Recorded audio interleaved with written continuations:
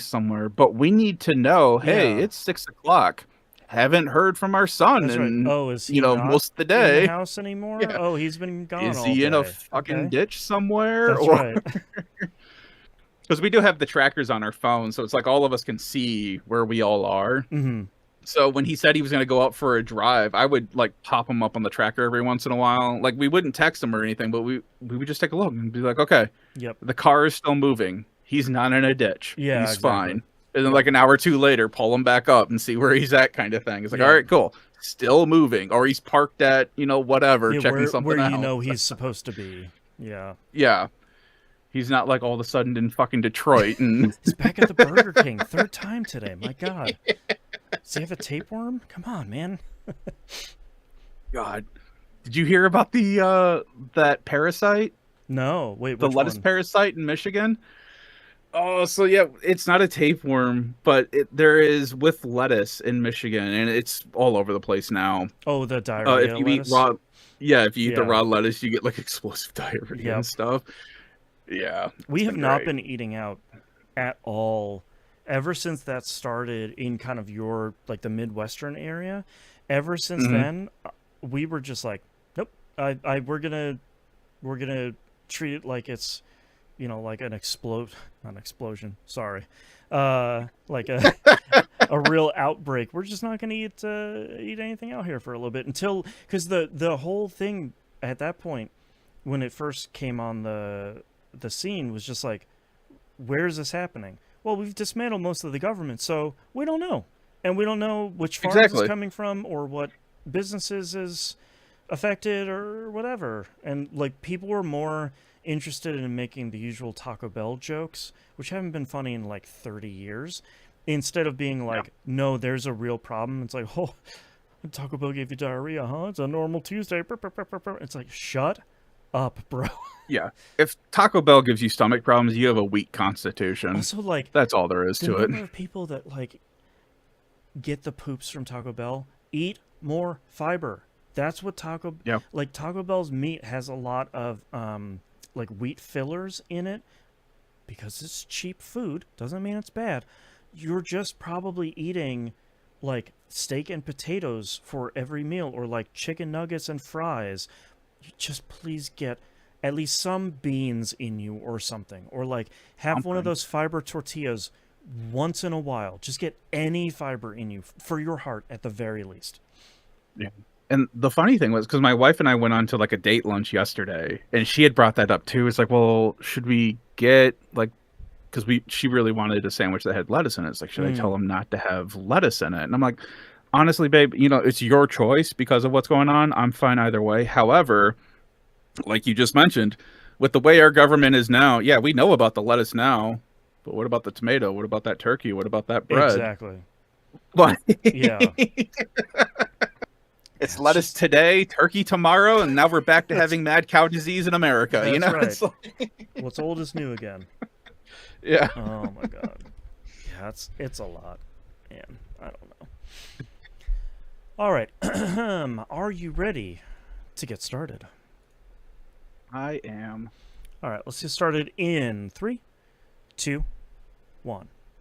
Welcome to a brand new episode of That Video Game Podcast, aka TVGP. I'm your host, Boston. Joining me as always is the Nymph. Hello. Moon is out on vacation today, so I'm going to have the Nymph in the hot seat here for us talking about our Patreon page over at patreon.com/E1M1 or E1M1.cash. The ones are the numerical digits. We had a lot of wild stuff to talk about on the Outcast this week, which is the uncensored exclusive episode where we talk about everything that isn't video games. We talk about the driver's test. We talk about computer problems. We talk about building IKEA stuff. We talked about is it safe to eat lettuce or not? Bringing the real news to your podcatcher of choice here. You know what doesn't give you diarrhea? Hmm. That bag of Oreos sitting in your pantry. It'll That's never right. do you wrong. It's ready to go. Oreos for dinner. At the $2 tier, you get that. You also get early access to We Roguelike It and Critical Misses. At the $5 tier or higher, you get exclusive access to the Critical Misses production meeting. We had a really good one that we just recorded recently. That's a really great show where you're kind of fly on the wall of Moon and I figuring out what we're gonna drop or add or whatever. We've been talking over the last couple of months a lot about the kind of best and worst movies of 2026. So you should. We're finding some stuff that one movie in particular that seems to have literally everybody in movies in it that I have never heard of whatsoever. So you should go listen to that. You also get exclusive access to the Wayward Sons, the supernatural TV show watchcast that Moon and Imp are going through. All of that and more over at patreon.com/E1M1 or E1M1.cash. The ones are numbers. Look at the top of your keyboard. That's where you find the numbers. Right. They're all up there. All right, Nimp, what have you been playing this past week? All right, I have one game to talk about, and if you listened last week, that one game is Disgaea Mayhem. Oh, there you go. Apparently, there's like, I guess, player controversy with this game. Okay. It's the whole. It's a short game for $70, but it's not. So okay. I did beat the story in this game in 10 hours. Okay. However, if you have never played a Disgaea game before, the story is not what you come to these games for. That's just what introduces you to the characters and the world, and whether or not you're going to like.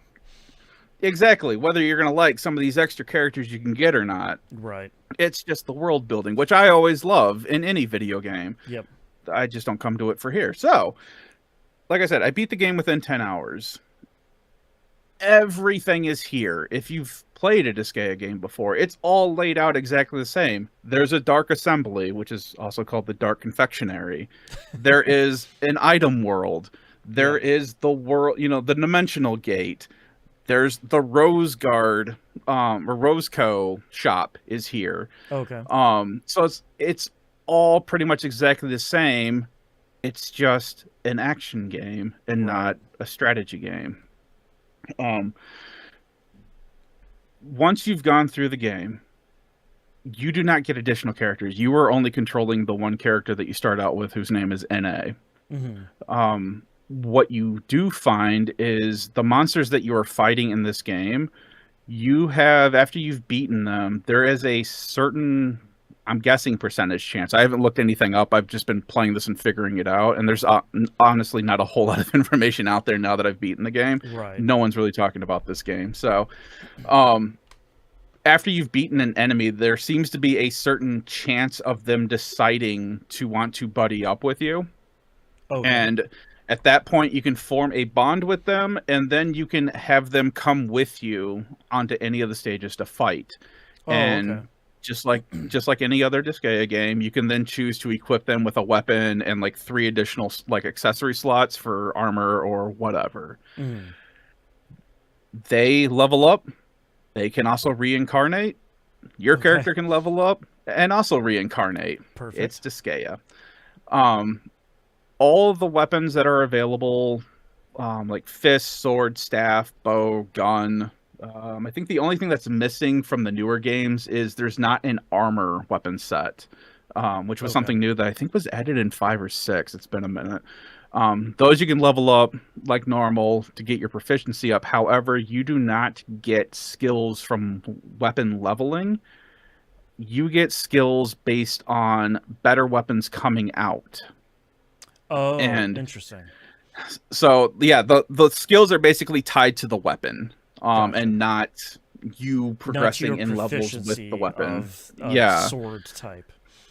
And I think there is a possibility, because digging through the menus, I just started getting more into the back end stuff with this game. I will get into this more in a minute, but it looks like you can spend points to have the weapon learn more skills. Oh, okay. Haven't fully figured that out yet. I'll get more into that once I get into item world stuff. But once you beat the game, you are given the option to unlock the pro end game stuff, and it costs, I think it was like 100,000 mana, and you have to get it to go through the Dark Assembly to pass. And when it first pops up, it's like a 13% chance of it passing. Okay. So it's like, okay, this is not going to work out, because you also have everything, like I was saying, is exactly the same. So if you fail a bill, you can choose to bribe the assembly, Right. which costs a lot of hell, and I do not have that much. Or you can fight them, which, depending on who's there, can work out. Mm-hmm. And then if you beat everyone that was against the bill, if you beat them all, it passes. It's Right. cool. There's so far always been at least one assembly member who was like level 4,000 when I'm at like 100. Okay. So that's not going to work out. Yeah. And you can still, before the voting starts with the assembly, you can still walk around the assembly hall and bribe individual members as well with certain items and stuff like that. So, like I said, all the mechanics are still here. And I had to grind a lot in the item world. And I discovered while getting mana and experience that they have additional towards the bottom of the assembly stuff that you can, the bills that you can call. You can choose to become more friendly with specific confectionaries. Oh, Confectioners? I don't even know. I Yeah, don't know whatever. what the word is, yeah. Yeah. So, but it's all blatant. Like, if you want to be better, like have a better reputation with like the bug monsters, there's like, hey, vote on this bill, this will increase your rep with all bug monsters, or this will increase your rep with all succubi, or, you know, stuff like that. Gotcha. That starts out really low until you start building it up more. At this point, I think I'm like I think I have like a 99% chance of passing those bills with any species now. Okay. And there's additional bills that you can pass that says, I want more printies to start showing up in these bill votes. Oh, okay. And so that way, if you're really good with printies, there's more printies there. You have more people voting to pass your bill, so I on and see. so forth. Okay. This is new. I don't believe this was in 7, but I know for sure it wasn't in 6 or anything before that. Usually what you had to do was either you bribed the people individually, or you paid them all out, or you fought them, and that was kind of it. Right. So That's it seems like for this, it seems like they were kind of making that progression a little faster in this game, which I'm completely fine with. I'm down for the grind, but after a while, it's like, all right, let's kind of move this along. Yeah, So, especially with it being a different genre of game too. yeah, this game does have some jank to it, which I knew it would going into this. Also, like, that's part of the genre too. Like, this kind of like action Musou blend is like, it's gonna be a little off. A little bit. And it's nothing that I couldn't work around. I still really enjoyed this game, but that's also, I have really thick rose glasses, and everyone knows that. So that's right. When you pick a level to fight on, you go to the dimension gate just like you would any of the other games, and you pick where you want to go, and there's usually like sub maps to pick from. It drops you in. Your first time through the regular story, it's usually just an objective of, hey, beat 15 enemies, doesn't matter what type. Once you've beat those, anything that was left in that area will disappear, and it'll be like, okay, beat like 15 more in this other area. You do that once or twice or maybe 3 times, and then the boss will show up on the map, and then you can go fight the boss, and then you move on to the next thing. Okay. And that's pretty much the ebb and flow for this. Where the jank starts to come in is I'll go with the camera first. The camera is fine, but the lock on for this game only works on boss enemies. You cannot lock on to smaller enemies. Oh, okay. And the camera is kind of really close to your character. Like, it's not close for a third-person action game, but for a Musou style game where you're constantly being surrounded by things, you can't see behind you. You can only see what's in front of you and, to the sides. Right. And that's it. And since you can't lock on to non-boss enemies, it kind of makes it harder for you to fight them. Because the camera, or because the lock-on only works with the camera, that means that if you start attacking with your character doesn't automatically snap to what you're locked onto. They will just start hitting where they're facing. So if you're not facing the enemy while you start attacking, you're just basically shadow boxing until you turn your character around and start fighting them. So that's kind of janky. The other janky thing that I was finding was when you are in an enclosed map, like a cave system, a lot of the ultimate attacks or bigger attacks, like with the magic change and stuff like that, that you can do, usually involves your character jumping high up in the air, and then you like direct where this AoE attack is going to happen. Mm-hmm. There were so many times where the terrain was blocking the camera that I couldn't see it where I was aiming at, or like the enemy that I was trying to hit with it is just not there. Okay. Great. Like, okay. I think for me, I think I figured out the enemy not being there was again because I was running away from the boss so I can initiate like this ultimate attack. I think I wasn't facing the enemy. So when he jumps up in the air, the camera was pointing away and the boss was probably behind me, but I couldn't tell because the terrain was blocking the camera anyway. Yeah. So there's stuff like that. This is kind of, for me, this was the stuff that I was expecting, considering that this is their first Muso style game. Like I was expecting this to be kind of janky, and it is, and it's fine to me. I'm willing to work with it. Once you beat the story, there is your normal grinding that you can do, but normally in other games you would find like a decent map to grind in. That is not the case with this one. You want to grind in the item shop, or I'm sorry, the item world. Okay.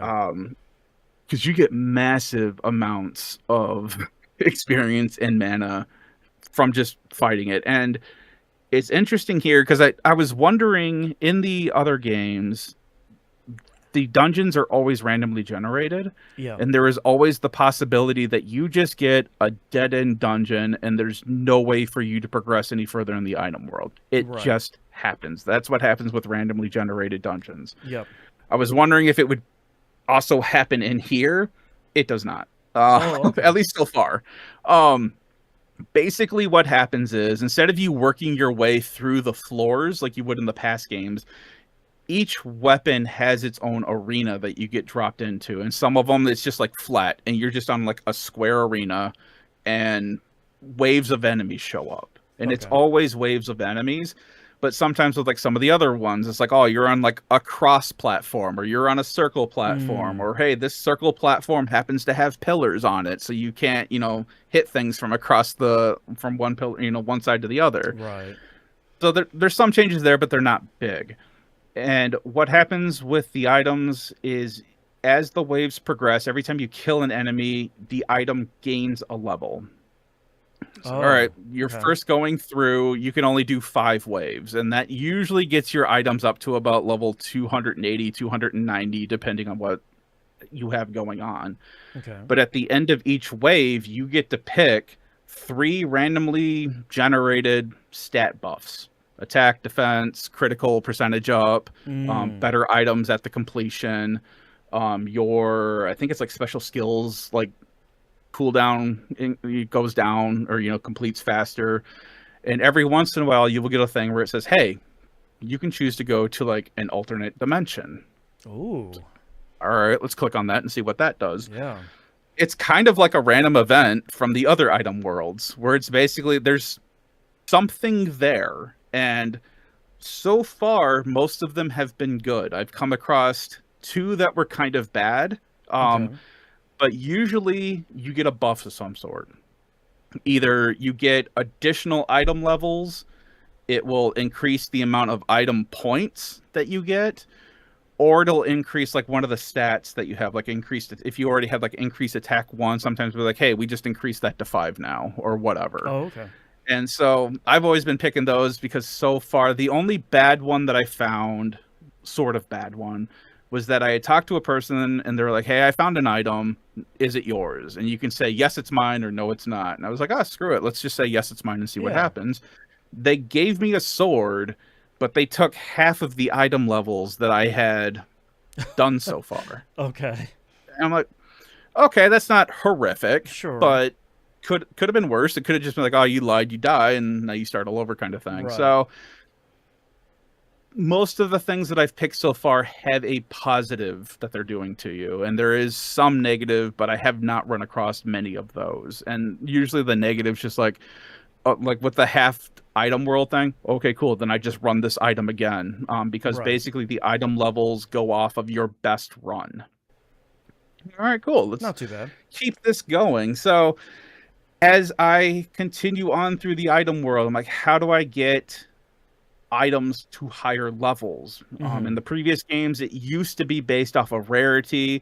I would bump up the rarity with the weapon points, which I'll get into here in a moment, but I wasn't seeing like, okay, now you can do more waves or anything, and I wasn't getting any higher. I think the highest I had at the time was like 302 or something like that for a level.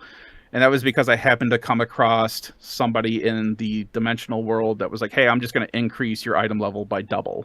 Oh, Like, okay, that's how I got to 300 on that one item. I did find out with experimenting more that if you increase the rarity to certain points, it then turns your items from like a white item to like a shiny item to like, basically it increases the item type, which then allows you to now do more waves within the item, which now increases the level of the item even more, and you're fighting more and more powerful creatures as you descend down further. Gotcha. Awesome. This is exactly what I was thinking it was going to do. It just seemed a little off. The whole thing with the weapon items, or I'm sorry, with the weapon, the item points is, I believe this is new to this game as well, is every time you beat a game, your weapon gets levels, your characters, you and your buddy get experience, and you get item points. And these item points are gained in that item only. It's not a general pool. It's just, hey, this item now has like 500 points or whatever that you can spend. And what you do with those points is you can increase individually each stat within that item, including the rarity of the item. Okay. And you can rerun that item as many times as you want, and you will keep gaining experience and item points to put into that item. So that's kind of the grind I'm at now, where it's like, hey, I have this sword, and what did I just grab? Well, royalty rings, because the rings, certain items will only, if you've never played a Disgaea game, certain items will increase certain stats, but it's usually like if you equip like a wrinkled shirt, that will increase your defense, and that's it. The feathers, rings, dark rosaries, Sophie's mirror, the Imperials, and the royal rings all increase all of your stats in one go. So those are usually the ones that you want to increase, because you're getting an increase to all of your stats, not just defense and not just attack kind of thing. So I have those now, and I go through the item world, grind those up. I have them set on my main character. I have them set on my buddy, and we are just going through and grinding. And I've reincarnated, I think, 3 times now for both of us, 3 or 4 times now. And I am just ripping through this item world. Nice. And I finally got to a point where I've increased the happiness of all the people in the Dark Assembly, so I could pass the prologue stuff, and now I can start doing the additional missions. Oh, okay. I haven't even started doing chaos stuff yet. Okay. Like, that's a whole other thing that I haven't even gotten close to unlocking yet. Right. When I finished the game, at the credits, there were pictures of enemies that were obviously boss enemies. I'm like, I haven't fought those yet. So those are either in-game or those are in character world stuff. I haven't even seen Ball yet. I haven't even heard him mentioned yet, which is usually like the end super duper boss that you test your metal against for a couple hours. And, I don't even know if it's in the game right now. I know item gods are, which I'm looking forward to that. But so that's where I'm at with this game. If you've ever played a Disgaea game, it's exactly the same. It's set for it's an action game instead of a strategy game. Right. Everything else is exactly the same. The music is the same. The items all do the same thing. It's just a change in how you play it. And I am having an absolute blast with this game. Before my controller screwed up on me, listen to the pre-show for that. I was grinding this game out, just mindlessly mashing square, doing skills, and just continuing on with my day. And that's all I needed, which was kind of why I started Grand Blue Fantasy back up again. And I think this is going to be going back and forth between Grand Blue and this game, where it's like, I just want something that I don't have to think about. Now, which one of these 2 games am I going to continue to progress in? Because one has additional DLC and characters. that has just released that I want to get into. This one, it does have like a day one $30 DLC pack that unlocks additional story content and additional creatures for you to buddy up with. I don't really care about that right now. Maybe in the future, I'll check it out if it goes on sale or something like that. You do get Desco from Disgaea 4, I think it is, which is really funny. But yeah, I'm just having it's what I wanted. And I don't, everyone is very mad at this game who's a quote unquote fan. Because it's not a traditional game. Sure. And like I said, there were people complaining, well, I beat the story mode in 20 hours. I'm like, 1, you're weak because I did it in 10. Right. 2, yeah, you beat the story, but I can tell you right now, you did not beat the game yet. There is no way you have done everything in this game yet. And I don't feel it's going to be as deep as a normal Disgaea game. Sure. But it's still deep. This is not going to be I'm 15 hours in right now. Right. Like, there's no way you did everything in 20 hours. And there's like, this game has never said, well, we're the next SRPG Disgaea game, and then it comes out after you purchased it, and it's this action game. Like, it's always said, it's a spin-off, it's a different thing. If you watch any trailer, it very clearly looks significantly different. It's just it has not called itself Disgaea 8. There's no misconstruing here. It's a spin-off. Like, just like the PSP and the Vita spin-off side-scrolling action games. The Prinny Hero games. Yeah. Those, it's the Prinny, same can I be a hero? Like, that wasn't Disgaea 2 or 3 at the time. They're totally different games. Same thing here. Yeah. And I hope they do make a Mayhem 2. And I hope they learn from some of the genuine critiques of this game. Because like I said, it's not great. It's good. It's not great. So there are things to be improved on. However, this isn't like, oh, this is broken. I can't play this. I couldn't complete this quest because, the quest bugged out and I can't, continue on in the game. No, it's playable. I beat the story. I am continuing to grind.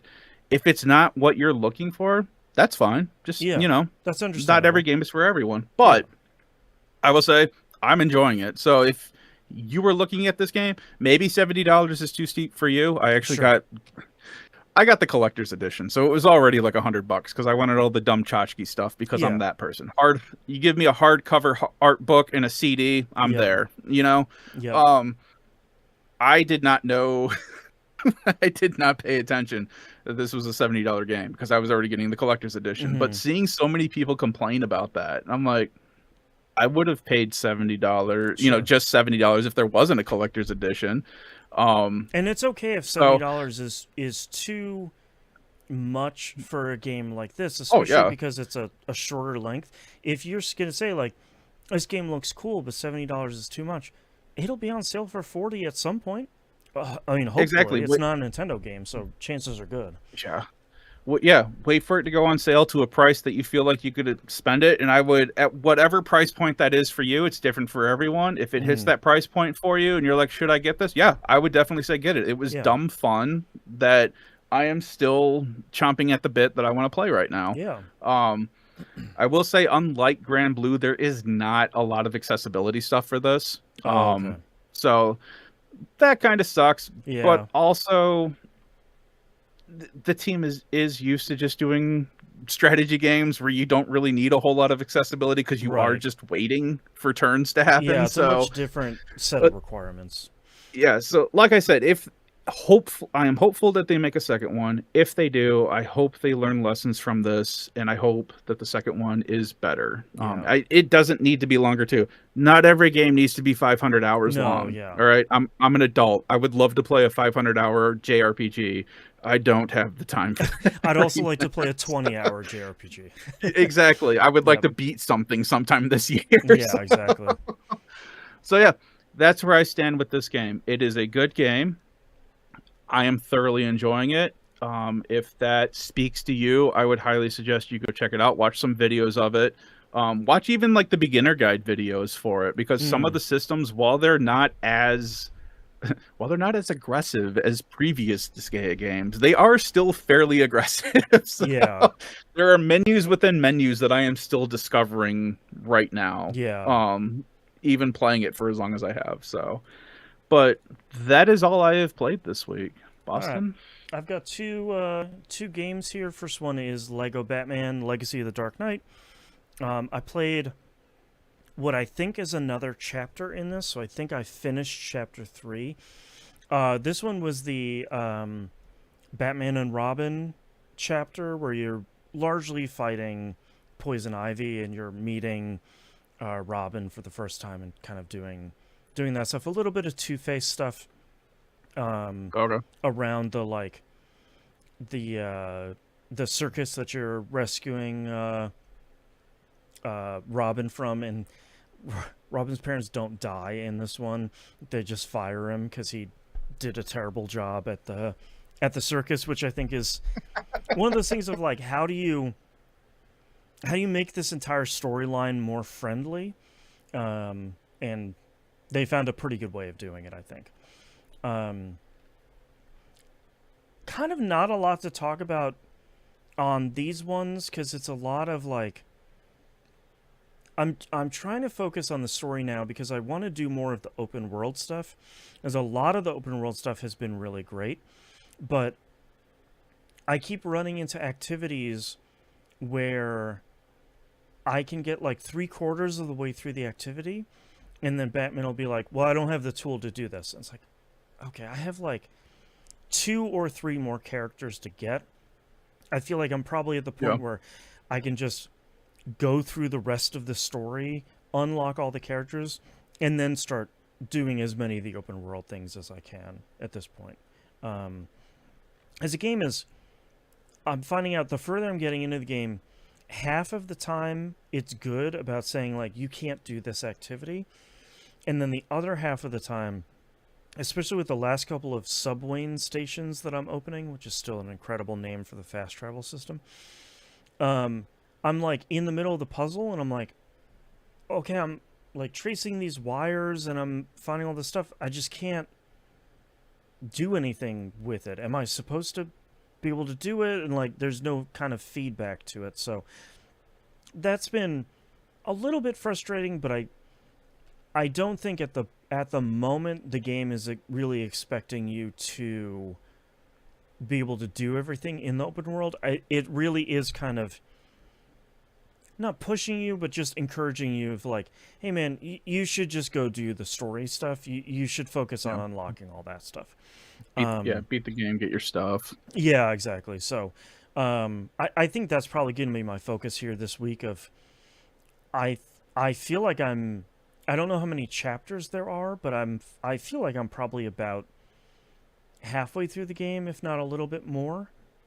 So it's a pretty good length, but I think the strength of it already is that it isn't like the Star Wars games where they're just like level after level after level and they're all very long and then there's 10 planets and those all do this. Like, it's definitely not that thing, and I think I'm finding this game is a lot more focused because of it, instead of like, well, on these 17 planets across the Star Wars solar system that you've unlocked, you're going to do the same 5 activities on each of them. It's like a lot of these things feel like they're a lot smoother because it's a more focused game. So I'm enjoying it. I not a lot, to really specifically talk about on this one, just because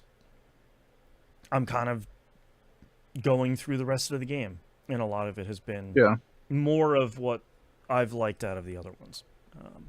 So, have you found that the tools that you've unlocked, has there been any moment where the game expects you to do something with them that you didn't think of, or have they all been pretty straightforward?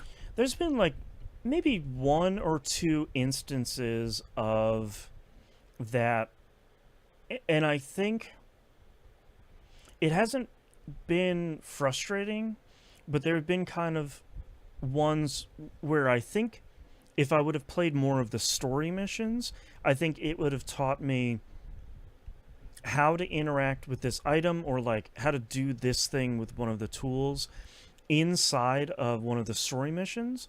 But because I hadn't done one of those yet, I could still do the activity, but it was sort of like, oh, I don't think I knew I could do this with that tool, or like I didn't know that I needed to use this one tool with Batman, and then while he's using it, switch to another character and have them do something different, and then have that, like, the two people pair up together. Gotcha. So like there have been a couple instances of that, but nothing too major, because I think they still do a really good job at the end of this of it still being a kid's game. So a lot of it is kind of like, the hardest thing I think I've dealt with so far has been, oh gosh, it's not the Riddler, it's the other guy, Game Master, Choice Master, something like that. One of the other bad guys has a set of challenges where you're programming a like a little rover. It's a grid of squares, and you're picking up like go east, then go north twice, and then go west once, and then you'll pick up the thing. You Oh, go, wow, that's some first robotics stuff. yeah, and it's like, and it's fun because that stuff is cool for kids to like work through the logic of it. You and I can look at it and be like, oh, well, yeah, I just need to like go this way and go that way, and it's like 6 steps, and then they'll pick up the thing. But like a lot of that stuff is really neat. That's kind of the hardest thing that I think I've had to deal with so far, has been the kind of like robotics programming thing. But yeah, a lot of it so far has been fairly straightforward, or I haven't run into it yet, or I don't have the character yet to deal with X, Y, or Z thing that I'm running up with against. So, Gotcha. It's been great so far. I'm looking forward to playing more of it here, especially to see where the story goes, and like see how the villains get unveiled, because I fought Poison Ivy, and I did this like big Poison Ivy boss battle, which was really good. And then, of course, the very next boss that they're teasing is Mr. Freeze. The like Arnie version of Mr. Freeze. So he comes out with a pun at the very beginning, and it's like, okay, great. Like, that's not super surprising. That's kind of where I think this is going to go, so I get it. That's... Nothing here is too surprising. I think is it an actual Austrian accent that they use? It sounded sort of like it. Okay. It was a really short line, so I wasn't entirely sure if they were trying to lean into like having an Arnie impersonation or whatever, but it sounded close-ish without being like everybody's get to the chopper impression in the 90s that everybody was doing. So we'll see once he shows up how much they lean into it. Not doing impressions of Arnold in Batman Forever is the biggest loss. That's right. You just need to tell more people to chill. That's right. So I'm excited to get more into it. I'm going to play more of it on stream this week, but I didn't play it as much as I usually do this week. And also I was kind of trying to do a lot of the open world stuff, seeing how much more stuff is in there. Nice. The other game I played this week is Marathon. We're talking about last week, the impending release of Vault Breaker, which came out this week. I played Vault Breaker, their time-limited PvE mode. Sorry, PvE only mode. So there's no chance of PvP whatsoever. I've played it solos, duos, and trios. Thankfully, there's no friendly fire. Otherwise, I'd be dead like 10 times over. I think this mode is really cool. I now understand why they made it a time-limited mode. Part of what Bungie was talking about when they announced this was sometime in Season 3, there's going to be a full PvE only mode that's coming, and the stuff that they're going to learn, the data they're gathering from Vault Breaker will inform some of the design decisions in that full PvE mode. Okay. So that's why it's only sticking around for a little bit. Also, there's not a ton here from a progression standpoint. So how Vault Breaker works is a little bit different from how regular Cryo Archive works. In regular Cryo Archive, you get, I think it's 30 minutes as opposed to the 20 minutes that you get for or 25 minutes, sorry, that you get for a normal marathon run. And typically in Cryo Archive, you're going in, you're upping your security clearance by picking up security tags from fallen enemies, or you're hacking computers around the environment. Once you get to level 3 security clearance, you're finding a terminal that spawns an exfil point. You have 3 minutes to go get to that exfil point, either before someone else takes it or before it expires. And that's kind of your normal thing. If you decide to do a vault inside of Cryo Archive, in normal Cryo, you're taking a key you've gotten from other maps, from either events or fighting bosses in other maps, and you're taking those and bringing them into Cryo Archive to then do one of those vaults.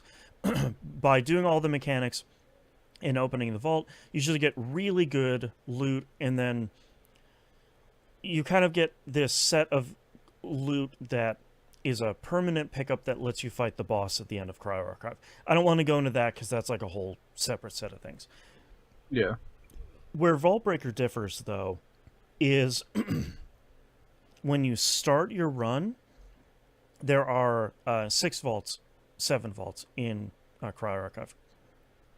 When you start your run, at the very first room you start in, it gives you either Vault 1 or Vault 2's key.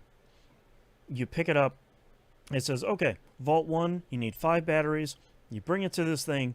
You find the batteries just scattered around the environment. You toss them in this vault, and then you open the vault, and you solve a little puzzle where you're kind of finding these displays to interact with. You interact with all 3 of them. The vault opens. You get some meta progression currency, which I'll talk about in a minute. And then you can either get a key for another vault and do a second vault to get more meta progression currency, which I'll talk about in a minute, or you can just leave. And you get either Vault 1 or Vault 2's key. When you open either one of those, then you can get a key for Vault 3, 4, 5, or 6. And then if you complete that, you can go do the final boss. What you get when you start Vault Breaker, they have a Vault Breaker kit. It's free in the in-game armory. It's a lot like the sponsored kits, the free kits that you have otherwise, except it starts off really bad at the beginning. It is 1 gray quality weapon. It is 1 stack of each of the type of heals, so it's a health heal and a shield heal, and that's it. You don't have a backpack, you don't have a shield, you don't have any anything to help you with any status effects, nothing. But as you start clearing vaults, you clear your first vault and you pick up something called vault data, tier 1 vault data, and that's the only thing you get when you exfil. All of your weapons and mods and implants and shields and backpacks, all of that stuff just disappears when you exfil. You only get the vault data, and the vault data allows you to upgrade your Vault Breaker kit. So very quickly, you, instead of starting with no shields, you start with a green shield. Instead of starting with no backpack, you start with a green backpack, which is a little bit more storage space. You can start upgrading the quality of your weapons. So instead of having gray weapons, you get green ones, and you start with better heals and all that sort of stuff. So just like how you're upgrading yourself in the main game with your cradle, where you're sort of upgrading your stats and you're sort of upgrading the things you start with or your capabilities through the faction skill trees. You're upgrading your equipment's floor as you're going in. So you're going in being like, well, now I can take more damage. And now I can carry more stuff out, like tier data. Or now I can start with 2 weapons now, like one of the Volt weapons, like an auto rifle, and a Magnum hand cannon. So now I have more options and stronger stuff. Cool. All of that feels really good. But if you have a team that can get into the vault and clear a vault every time, you're sort of progressing through that upgrade tree pretty quickly. And there's a second upgrade tree which takes tier 2 vault data, and those only come from opening 2 vaults in a run. So it won't show up in your first vault. It'll only show up in vaults like 3, 4, 5, or 6. So you have to go through, get all the materials, open the vault, solve the little puzzle, get your key, and then open a second one, figure out all the mechanics for that, open that one, solve the puzzle, and then you can get tier 2 data in that. You need less tier 2 data for the tier 2 upgrades because it is harder to do that, and you get less tier 2 data from the vaults, but you need less of it to do the upgrades. So I understand why this is a limited thing, because over these 2 weeks, if you're playing semi-regularly, you're probably going to, if not max out most of these upgrades, or at least go through a significant number of them by the time that you're done with this limited thing. So I'm not really upset with it being a limited time thing. To be fair, I do play more than I think a lot of people do because I've been playing it a lot this week on stream. But the biggest thing that is the benefit for it has been learning at a lower risk this incredibly complex endgame map. Like before doing Vault Breaker, I've never opened up any of the vaults in Cryo Archive. I've never gotten any. Well, I've gotten some of the keys at the end of Season 1, but it's an endgame map, so the most of the people that are going into this map are bringing like purple and gold gear, purple and gold shields. They have a dedicated 3-person team like we do, but they've been playing for hundreds of hours more than we have. So that hasn't really been my focus, because the little bit that I've done in Cryo Archive has been fun, but the chances of our team exfiltrating from Cryo is significantly lower than the other parts of the game. Which is fine. And also, 360 no-scoping gets kind of tiring after a bit. That's right. So it has been really nice with less stress and less friction. There isn't no friction, because it's still, no matter which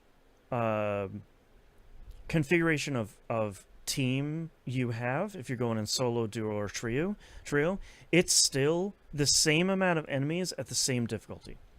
So if you're going in trios, the number of bots are pretty manageable, and collecting all the stuff is pretty manageable, and everything is okay. If you're going in solos, like I've been doing a lot this week, it's tough. You still get the same amount of time, you still get the same amount of bots at the same difficulty, and you still have to do the same mechanics to get into the vaults. So a lot of it is like, I'm going in, I'm doing one vault, and I'm getting out, and I'm probably going to have enough time. I do not like how on your video just now, the way that bot moved. That was not cool. the bots are intense in this. Like they are not messing around. Um, Bungie is going to make a change to the solo queue this week, where they're making it so solo players are going to do more damage to bots. So I think it might be a little bit more manageable to do more than one vault as a solo runner, but I think still fairly difficult at the end of the day. But the biggest thing is information. Learning how to move from one section of Cryo Archive to the other, learning how to open vaults and where to find batteries, where to find like cryocoolant, how to fill up cryocoolant, like how to get around the map where some of the stuff is that you need. Like all of that information has been hugely valuable for how do I play Cryo Archive, and learning that sort of stuff without... I wouldn't have minded if they would have just left the normal way of doing Cryo Archive. And it's like, okay, well, we learned a little bit more of Cryo Archive, and we still got kind of destroyed by an enemy team here, which is pretty frustrating. But being able to go in and still have that level of difficulty, like, it's still really hard because the bots are way more numerous and I think a little bit smarter than the other bots in the other maps. But being able to learn how to do the mechanics in this stuff with pressure but a little bit less pressure, I think has been really huge. So I think I feel a little bit, if we were to go back into Cryo Archive, I would feel a little bit better about knowing how to get around the map, or knowing how to find batteries or security stuff, or how many computers there are in each area to hack to get security level up, or things like that, like kind of basic mechanics in Cryo Archive. Does that mean I'm gonna exfil most of the time? Probably not, because regular Cryo Archive has PvP, but the mechanics of the map I feel a lot more comfortable with now. Yeah, you're not going to die while you're still trying to figure out for the 12th time where this battery goes. Exactly. Or like, like I'm looking for one more computer. I just have to find the POI that people haven't been in. There's six main POIs in the map, but only 5 teams spawn. So one of them is going to have an area that people didn't spawn in, so it's probably going to have some extra materials and stuff to do. So like, I kind of know that now. So I feel a little bit more confident in Cryo Archive.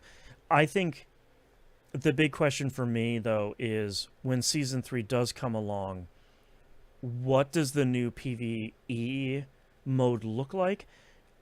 I'm sort of expecting it not to be like Vault Breaker.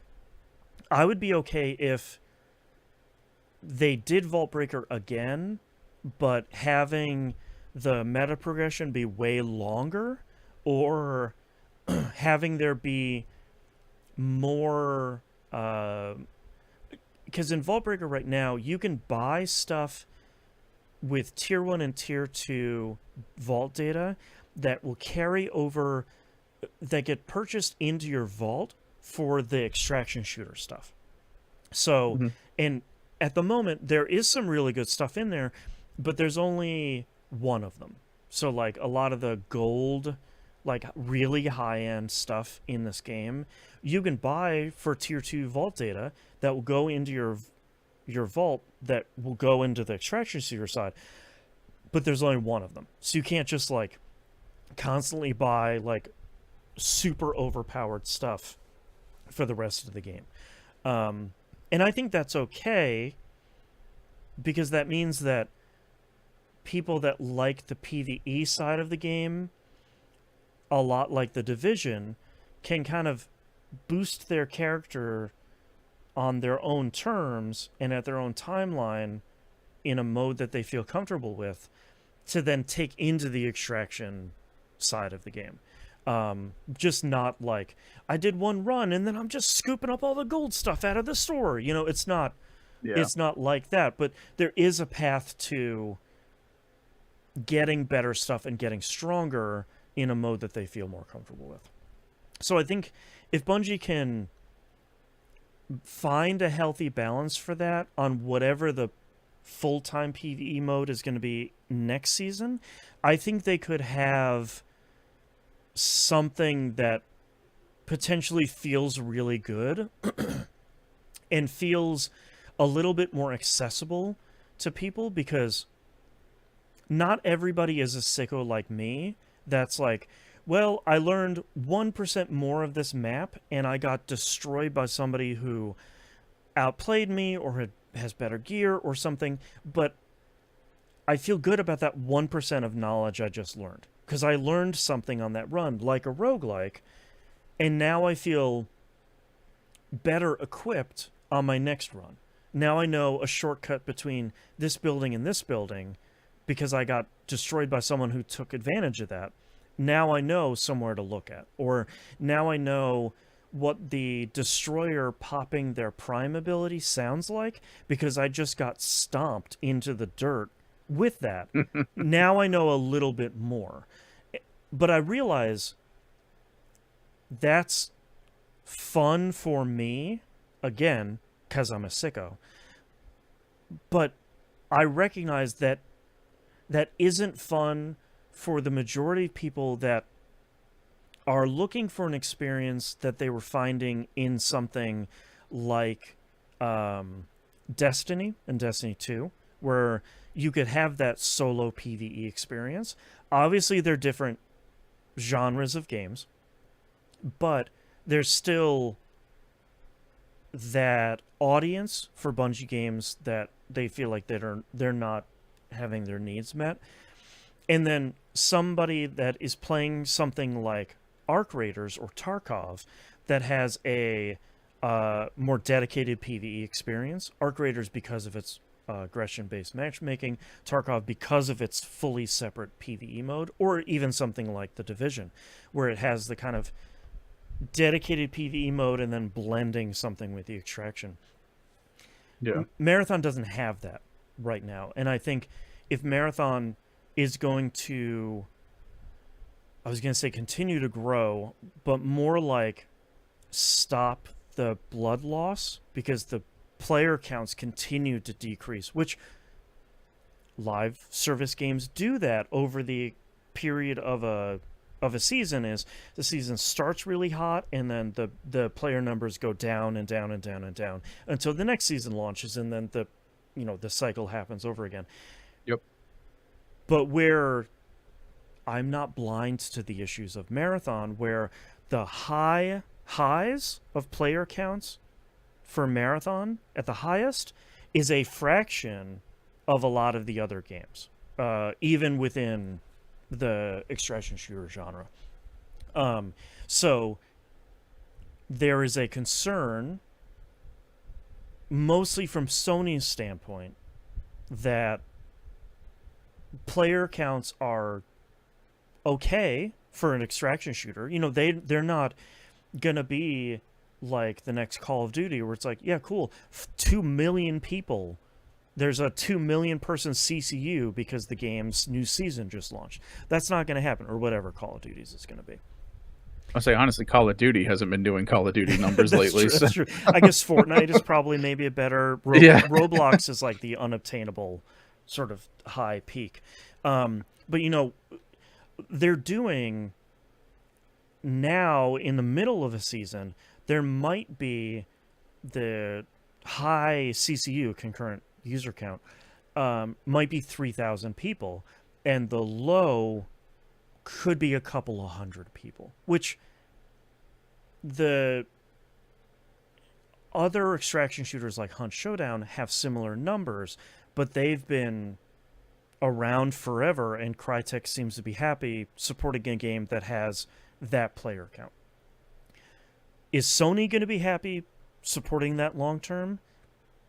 Probably not, because they're not happy seemingly supporting any live service games, either canceling them outright or killing them, not killing them, but ending support for them, like for Destiny 2, which, to be honest, Destiny 2 had been struggling for quite a while after the final shape, but still had a pretty good number of dedicated players that were playing and spending money and et cetera, et cetera.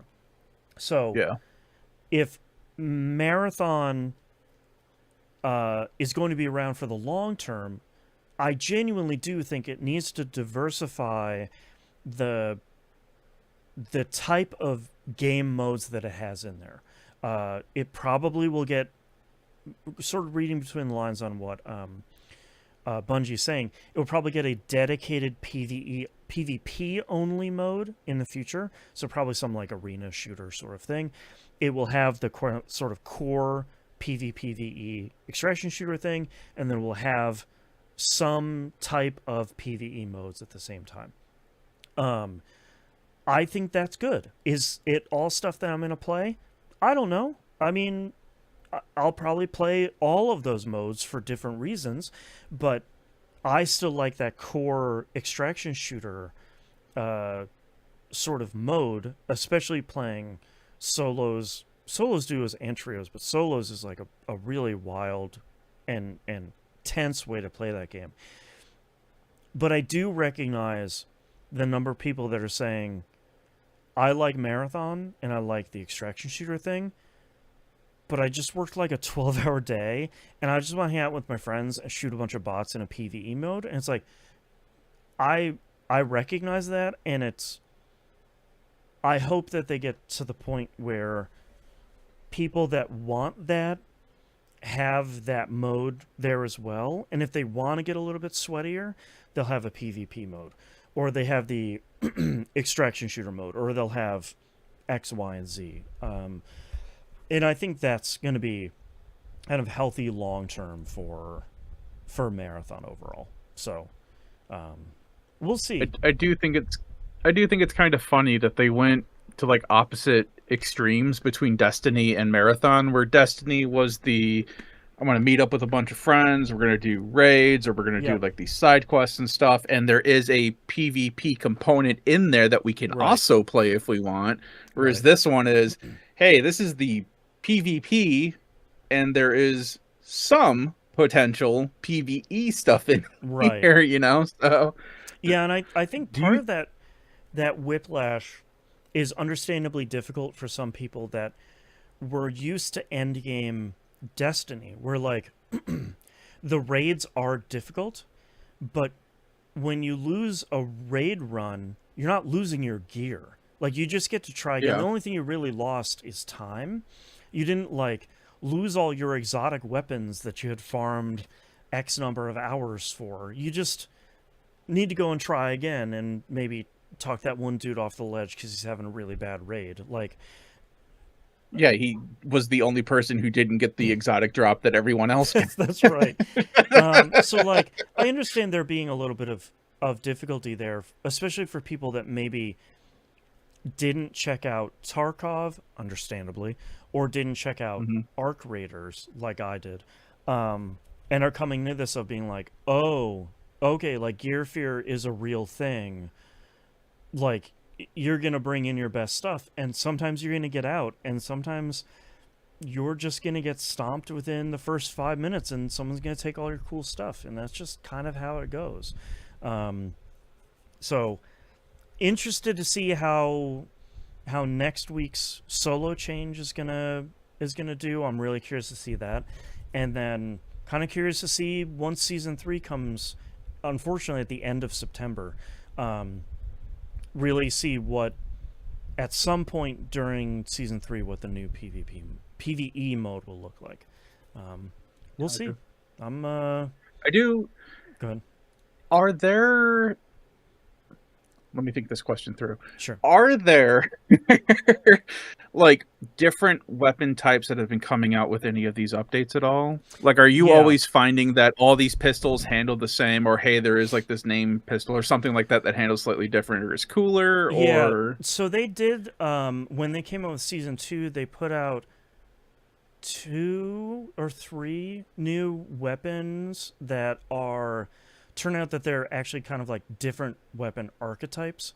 The biggest one right now is the D54 battle pistol, and it's a pistol that's essentially like a it shoots 3 bullets at a time. It is wildly strong. It is. They just nerfed it, and it's still incredibly overpowered. Okay. What was the other one? Oh, the KKV submachine gun. It's meant to be like a very close range. It's supposed to be a counter to shotguns. So it's like this really close range, very high rate of fire, but kind of like a wild spray sort of thing. So they put out those 2 things, but also what they did is they changed the commonality of weapons when Season 2 came out. So, like, a bunch of the weapons you could just buy in the armory in Season 1, or you could just, like, find around the map or find in, like, arms lockers or stuff. All of those were changed.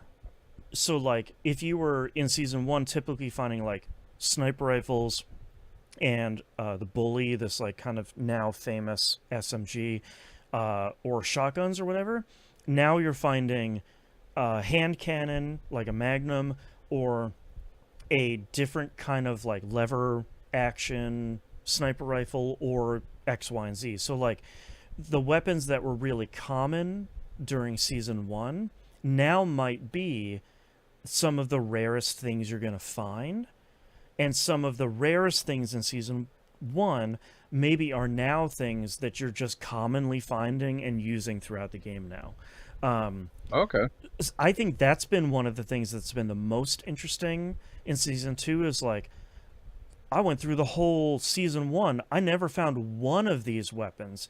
And now I'm just like tripping over them nonstop. So it's still the same suite of weapons you were using in Season 1, but now I'm using X, Y, and Z guns way more often, and A, B, and C guns I just don't see anymore. And I loved them in Season 1, and they're kind of like a treat when you find them in Season 2, but now it's kind of like, well, those guns are good, but this kind of common gun that I wrote off in Season 1 is actually really good, like especially for the mods you use or the shell you're using or whatever. So like, okay, like I kind of have a newer appreciation for these kind of guns that I wasn't using in Season 1. So Cool.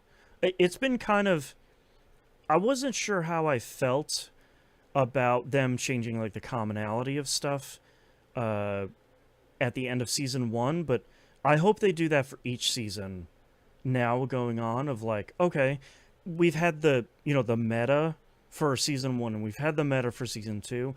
What's the meta going to be in Season 3? Like, what wild thing is going to show up? They're going to be like, I've never seen this gun before in my life. Oh, actually, it's the best thing in the entire game. Okay, sick. Nice. So, fingers crossed. We'll see.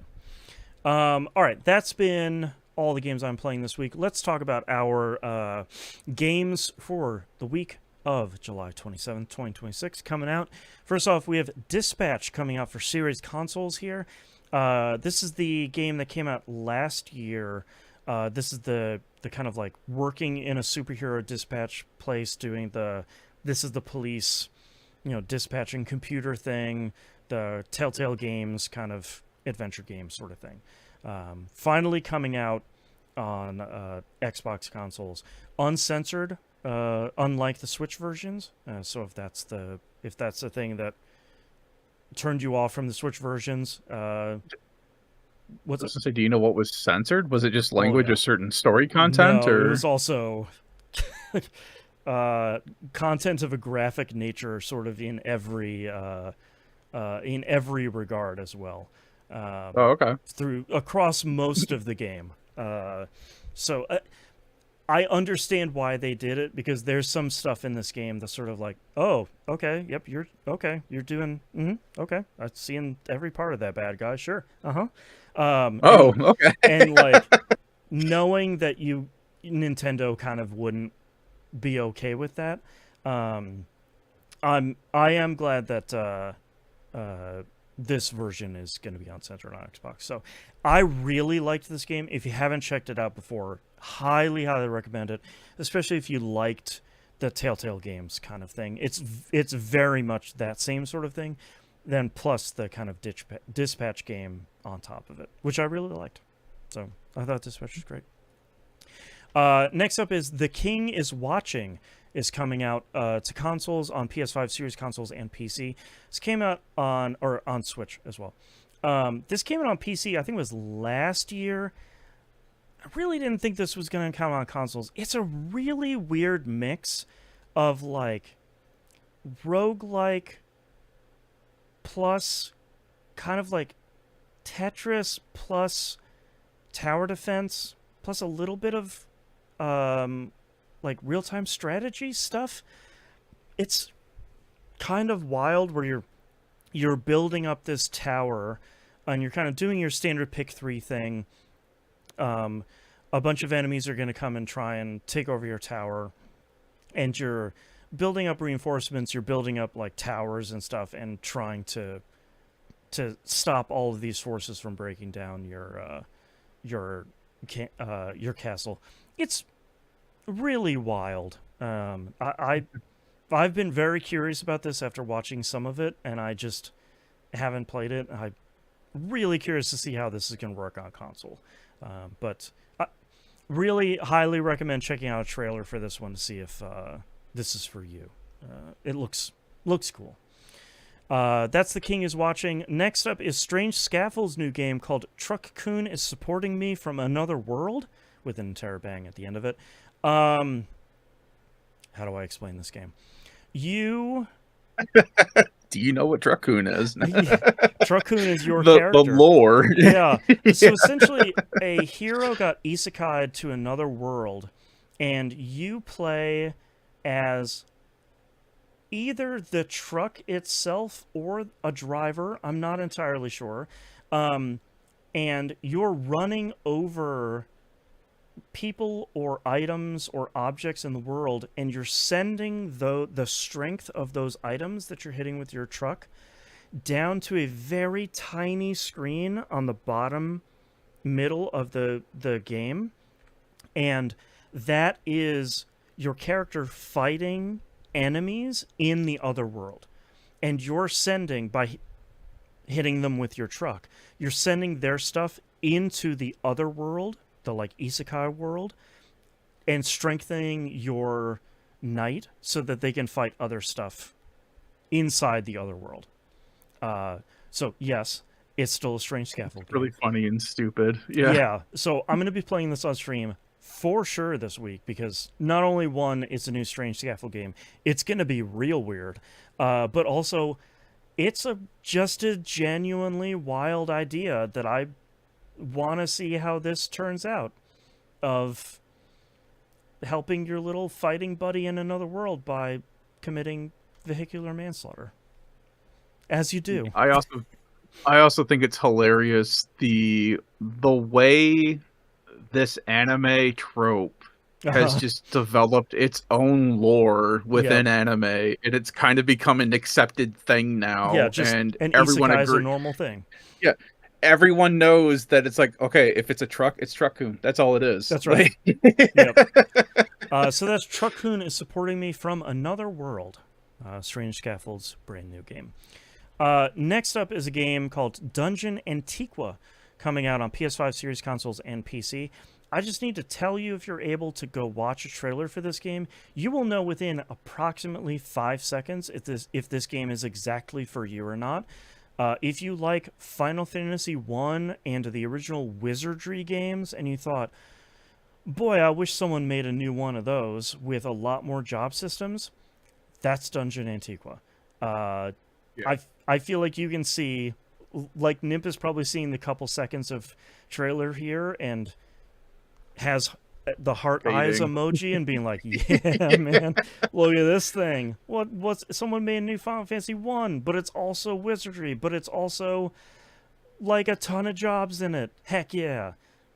You'll know immediately. I also like the fact that you're discovering the dungeons as you walk through. And it's like, oh yeah, that's everything. That's for me. This is going to be hard. It's the most like they made this game for me game, or looking at it and being like, what the heck? If you look at this trailer and go, what the hell? This game is not for you. But if you look at this trailer and go, oh, well, hello there, then I think Dungeon Antiqua is for you. It came out. The only way. Go ahead. Go ahead. I was gonna say the only way it could be more accurate is if your normal attack had a counter on it, because you can only attack a certain amount of times before you have to rest. That's right. It came out on PC a couple of years ago and has like overwhelmingly positive reviews. And they're working on Dungeon Antiqua 2 now for PC. I don't believe it's out yet, but I know they have announced that they're working on it. So I should really start playing this game. It looks really cool. That's Dungeon Antiqua. And last but certainly not least here, we have Xenoblade Chronicles 2 Nintendo Switch 2 edition. This is the digital release of this. The physical release, just like the first one, will be coming out in a couple of months. It's Xenoblade Chronicles 2. They upped how the textures look. They added some quality of life stuff. It's still this game. If you didn't like it the first time around, they're not gonna kind of completely fix it here or anything. I think they just kind of sanded off the edges of it a little bit. So I did see that they apparently added Momo from Xenosaga. Okay. In here, because was this the one that had Cosmos in it as the gacha? Yeah. Okay. With the less than 1% gacha garbage. I still haven't seen how they have addressed that. I kind of hope they do, just to make it at least a little bit less frustrating for people. Dude, look up a video on how to increase your chances for getting her in the gacha. It is stupidely ridiculous. Yeah. And it still isn't 100%. I think I think it brought it up to like a 30% drop rate or something. It was something at the like most. That, yeah. So that's coming out, and then I think in a couple of months the third game is going to come out. And it's the same docked. It's like 4K 60, handheld. It's 1080p 60. They did a lot of. I think one of the biggest things is they did a lot of work on the textures. It looks a lot crisper now. Like it's a lot less muddy than kind of the Switch 1 version, which I think is going to kind of help a whole lot in general. Yeah, there she is, Momo, in your video. There's Momo. So yeah, that's coming out this week, and that's the end of our episode. Thank you very much, everyone, for listening. Like to visit us, you can do so at tvgp.tv. Everywhere to find and follow us is on the right-hand side of the page. Please don't forget to join our Discord server, discord.tvgp.tv. We do have the best community on the internet over there. And also, don't forget to join our Patreon if you're able to. Patreon.com/E1M1 or E1M1.cash. The ones are numbers. The $5 tier gets you everything. Anything above and beyond that is greatly appreciated. If you can't support us over there, please go like and subscribe over on the YouTube. Go follow us on a Twitch account. We do live stream both of those places every week, every Sunday at 2:30-ish p.m. Pacific. Depends on how long the Outcast goes. That way you'll get a notification whenever we go live over there. And most importantly, please rate us positively on your podcatcher of choice. That really does help new people find the show, especially in the if you liked this show, you might like these other shows. That sort of recommendation engine. All right, I think that's everything for this week. So we'll see you all next week. Bye. Bye. All right, Nimp, what titles do you have? All right, I don't have the tool for this. Subwanes, Accept Friendly Fire, The Bots Are More Intensive. This one's kind of long, but that's fun for me because I'm a sicko. And Gear Fear is a real thing. God, excuse me. I have Look at the Top of Your Keyboard, You Lied, You Die, and Subwanes. I kind of like You Lied, You Die. But I'm forgetting where we talked about that. I think it was in Disgaea Mayhem. I believe so. Yeah. Is there anything that's really jumping out to you? No, I'm fine with that or sublanes. Just because it's funny to say. It is pretty funny. Do you have a better reaction to either one of those? Oh, you lie, you die just makes me giddy inside. That's right. That's right. Let's pick that one then. I'll circle that one. All I right. think that's a little bit stronger. What to go with that? What to do, what to do. All right, I'm ready. Okay. Starting in 3, 2, 1. This is That Video Game Podcast, episode 979 for July 27th, 2026. You lied, you die. Remember, we don't need a polygraph here. All right, everyone. Thanks for watching and listening. We greatly appreciate it. We'll see you next week.